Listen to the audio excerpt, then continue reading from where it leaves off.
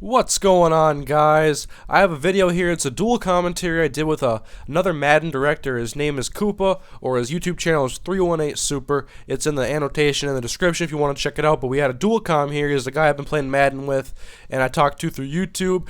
And this video was recorded about a week and a half ago, so I'm talking about the Vikings being 2-9, and obviously they're 2-11 now. And it ended up being a really long commentary, so I chopped it up and I made it into a 10-minute video, and I hope you guys enjoy this dual commentary, and if you guys like it, I'll bring you guys more. Yeah. We got a game here. Me and Kouppa sat down. We wanted to have some gameplay for this commentary here, and you'll see how it goes for me. I don't play much Madden online anymore. I'm more into the franchise, just keep it straight, sim style. And then going to play Madden, your game's always going to be different a little bit, and I don't know why I picked the Cowboys. I never have any luck with this team at all, and I I'm don't know playing why you against the picked the middle. Ravens. Yeah, it was tough, man. Like he was trying to run the ball a lot on me on this game, and it was just tough with the Cowboys. If I think if he would have chose like what's your team, the Vikings? The Vikings, but I don't know how much Yeah. better that would have been. Well, I mean, you would have had Adrian. You know what I'm saying? You Yeah. would have had Adrian, and Adrian breaks tackles by itself. I mean, DeMarco Murray and Felix, they were just too easy. Like basically, once they got past the first level, my defensive line, I mean, my linebackers, Ray Lewis and Terrell, we were just cleaning them up at that point. Jared Johnson. So eh, I Well, think if you would have chose Adrian, you probably would have had like a more stable running game, and that seemed like that was your focus coming into the game, was to run the ball on me. You can get beat deep with the cornerback stuff, so I just had to switch it up. That's why I went to the Ravens, because Ray Rice, I call him mini Adrian Peterson. You know what I'm saying? The gingerbread man. So I mean, well, hold on, mini gingerbread man, because Adrian is the gingerbread man. and so we're gonna go into a little bit more detail or a little bit other topics in this commentary. We want to talk about some real football as we're drawn to the close of the season here. Some teams obviously out of playoff contention. One of those teams may be my Minnesota Vikings. Not going to confirm that. We are 2-9. When you look at the Vikings, our defense is very bad too, but we got Kevin Williams, Jared Allen, Antoine Winfield out for the year, EJ Henderson, Chad Greenway. But Yeah, the way our scheme is not evolving with the way the NFL is. It's a pass-happy league. Every offensive coordinator that is worth like keeping his job knows how to beat a cover two shell. If you're gonna give teams everything underneath, quarterback like Aaron Rodgers, they're gonna take that. It's like playing catch with their kid in the backyard. yeah, It's oh too yeah. easy. The bend but don't break defense. I can't stand it. And maybe it's because we suck at it, but I don't think it's really that bad because these are still professional football players. Gotta remember Yeah, that. But I just cannot stand the scheme at all, especially when you don't mix it up. Because automatically, why would you put yourself at a disadvantage before the play even starts? If you're running zone and you're not changing it up, they already know where the holes are in your defense. You haven't even snapped the ball yet, and you're at a disadvantage. exactly. But let's talk about some teams that are winning.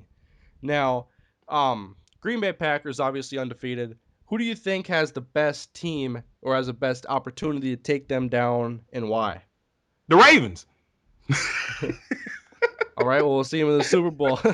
You talking about like left on their schedule? uh, Schedule, I'm looking at mainly NFC because if you're going to talk AFC, I don't know the remaining schedule, but you do talk about a good NFC team. They'll meet them in the playoffs, and I'm Okay. thinking personally, I think it's the Saints. Yeah, I was about to say that too. You know what I'm saying? I mean, I'm from Louisiana. I mean, for everybody that don't know, you know what I'm saying, Louisiana kid, that's me. That ain't my name, but I'm from Louisiana.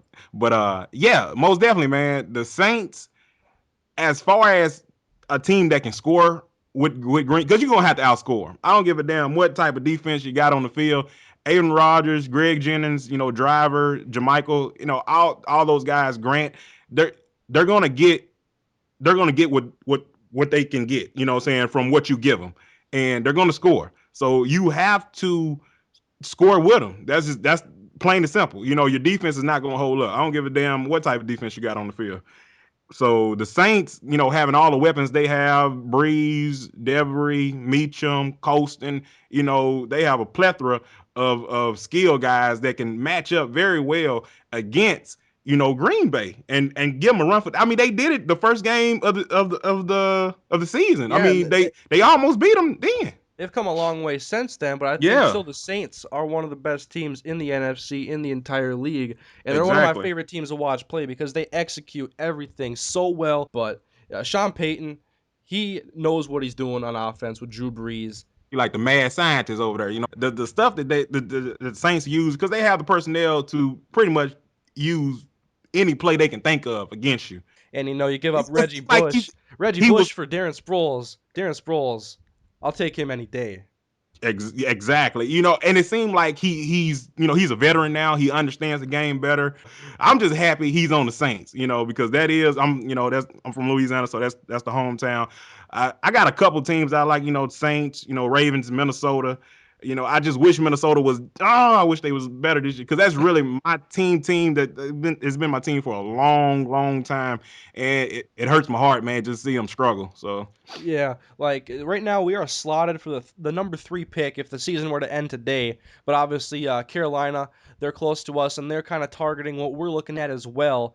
But if you look at the guys I want us to pick up in the draft, first round, I'm looking at Justin Blackman, Matt oh yeah, Khalil. But a guy like Justin Blackman could totally turn around this entire offense and yeah. make Adrian even better. I mean, that's been the whole philosophy: get someone who can stretch the field and open it up underneath for Adrian. But it's not like Adrian needs the field to be opened up for him because he's showing what he can do with an 8-man box in front of him. Exactly. You know what I'm saying? I mean, because as long as Christian Ponder, holds up the way everybody thinks he's going to hold up, get him some more skilled people. You got Percy, get him some more explosion. Just like you said, Justin Blackman from OSU. I mean, the guy is an animal. He catches everything.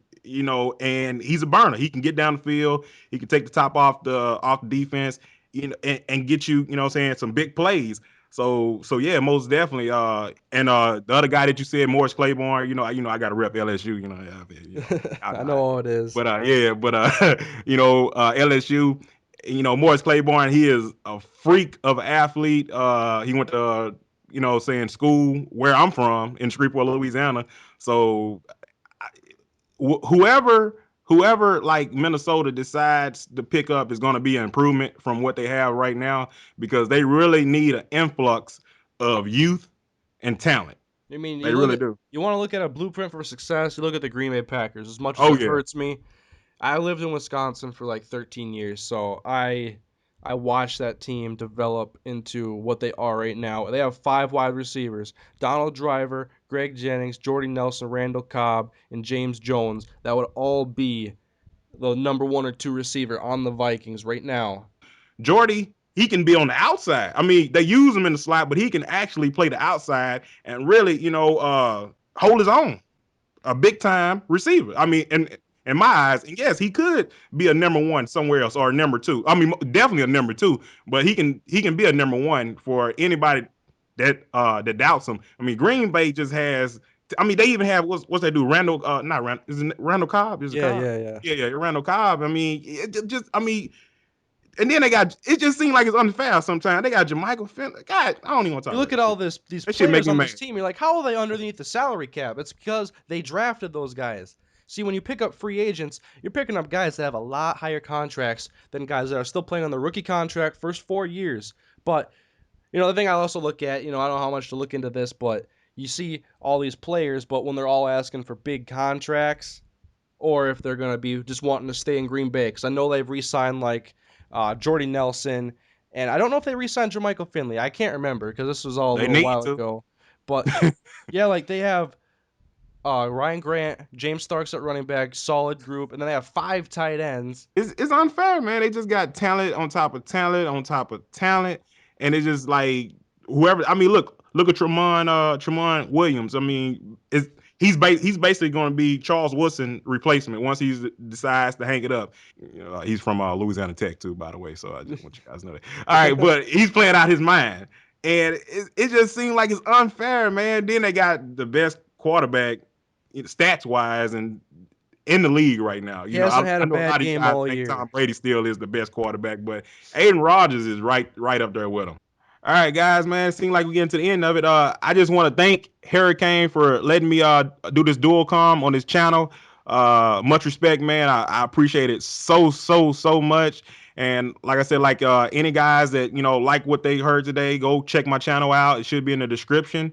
And keep on watching Hurricane stuff. Man, he does fantastic content. I watch it all the time.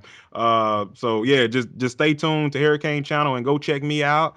And again, thank you so much, Hurricane, for letting me do the dual com with you, man. Appreciate it.